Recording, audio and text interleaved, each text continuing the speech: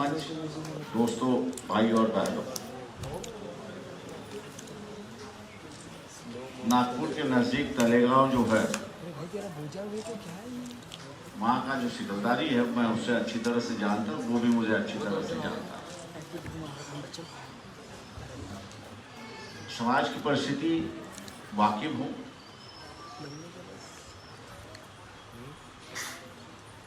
लेकिन एक बड़ी खुशी की बात आज है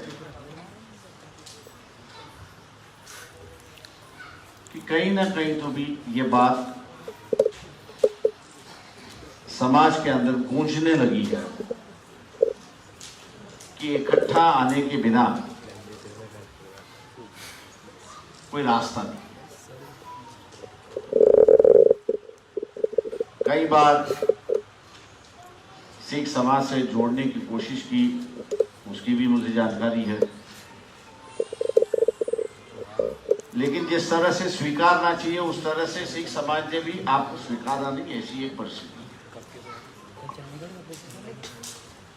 मैं उन परिस्थितियों में जाना नहीं चाहता। आपका एक अलग से इतिहास है,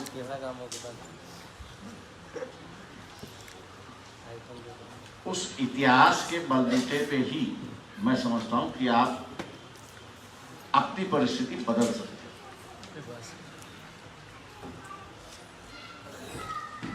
और मजबूरन कर सकते हो कि आपको पहचाने, आपकी इज्जत करें, मान और सम्मान के साथ आपको बुलाएं।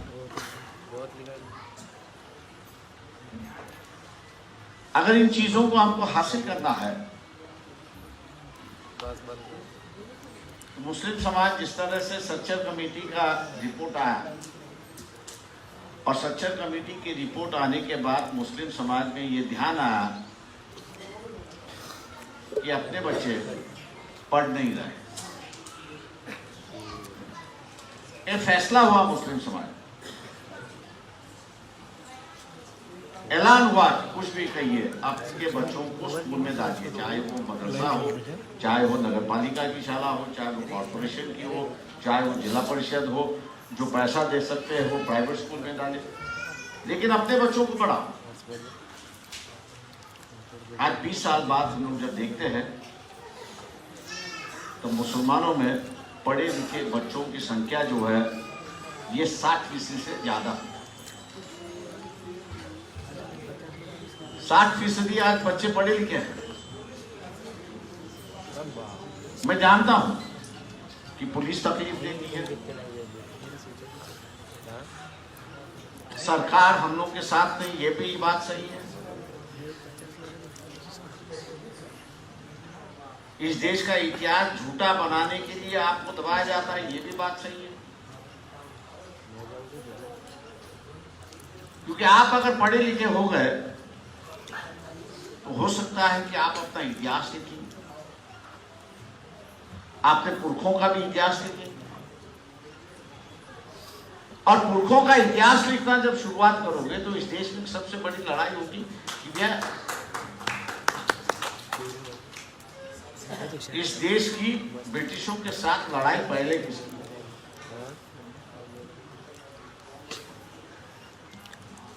आज कई लोग हैं जो ब्रिटिश सरकार की गोद में बैठ के खाना खाते रहे, आज वही गवाह दे रहे कि नहीं हम ब्रिटिशों के खिलाफ लड़े। तो मैंने उनसे पूछता हूं एक तो भी शहीद तो बता दो, एक शहीद बता दो। मैंने कहा वो बोले आप ऐसे सवाल करते हो कोई जिसका जवाब नहीं है। मैंने कहा अगर शहीद हुआ तो ही मैं कह सकता हूं कि आप उनके खिलाफ लड़े थे। सवाल ये है इसमें, आजाद हम लोग हो गए, अब आजाद होने के बाद हम लोग में दिमाग में एक बात उतारना है, जैसे पुरानी तोलियों का राज था उसी तरह आज भी तोलियों का राज है। कोई रहम दिल से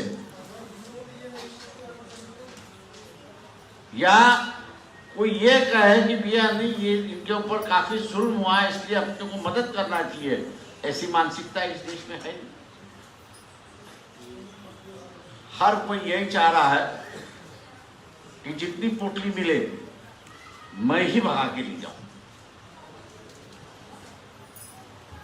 वो बांटने की बात नहीं करता, या मजलूम है गरीब है उनमें बांटने की बात नहीं करता।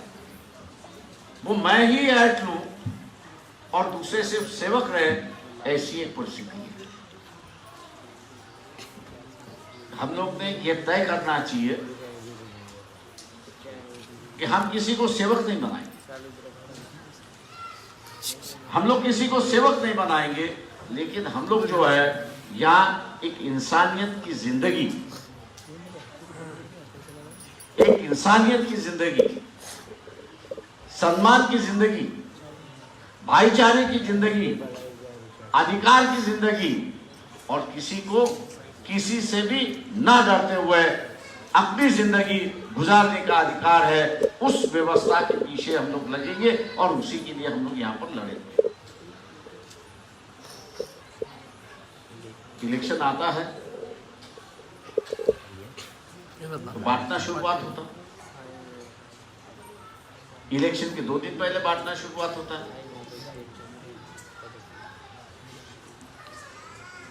मैं ये कहता हूं भैया इलेक्शन के पहले ही क्यों बांट, हर महीने बांटो,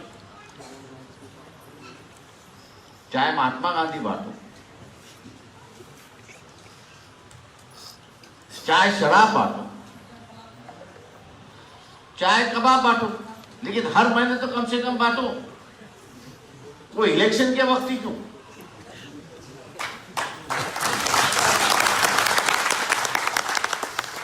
वो इलेक्शन के वक्त बांटते इसलिए कि आपको दिखाना है,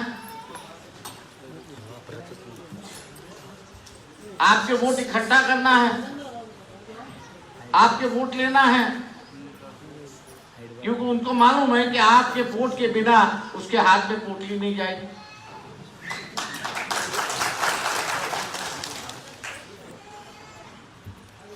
तय हम लोग को, मैंने जैसे कहा कि हम लोग को यह तय करना होगा कि जो पोटली है वो हमारे साथ है। हम लोग सरकार से कहते हैं भैया आप इतनी बड़ी बड़ी स्कूल की इमारत खड़ी कर रहे हो, लेकिन गरीब का बच्चा जाएगा कहां से?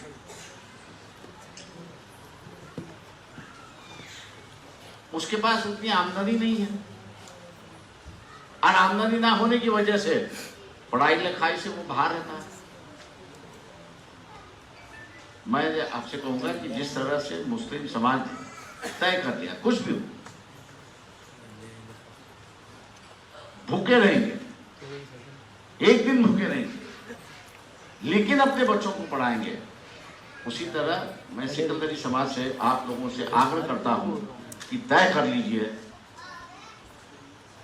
जून आ जाएगा, जनवरी चला है, फरवरी जाएगा, मार्च जाएगा, अप्रैल जाएगा, मई जाएगा, जून से नई शिक्षा शुरुआत हो जाएगी।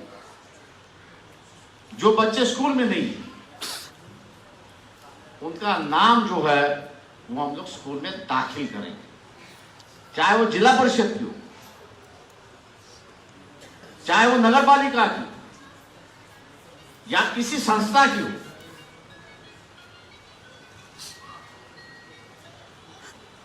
अगर समाज का बच्चा अगर स्कूल में जाता है तो फिर सरकार से कहते हैं भैया उसकी दूध की व्यवस्था कर ले, वो स्कूल में आना चाहिए इसलिए उसको अनाज की व्यवस्था कर ले, अंडे दे दे खाने के लिए, ताकि उस बच्चों को भी एक लगन लगे कि भैया मैं स्कूल में पढ़ने के लिए तो जाता हूं लेकिन खाना पीना भी मुझे मिलता है। सरकार ये कर सकती है, नया नहीं है। हम लोग के वक्त यही होता था,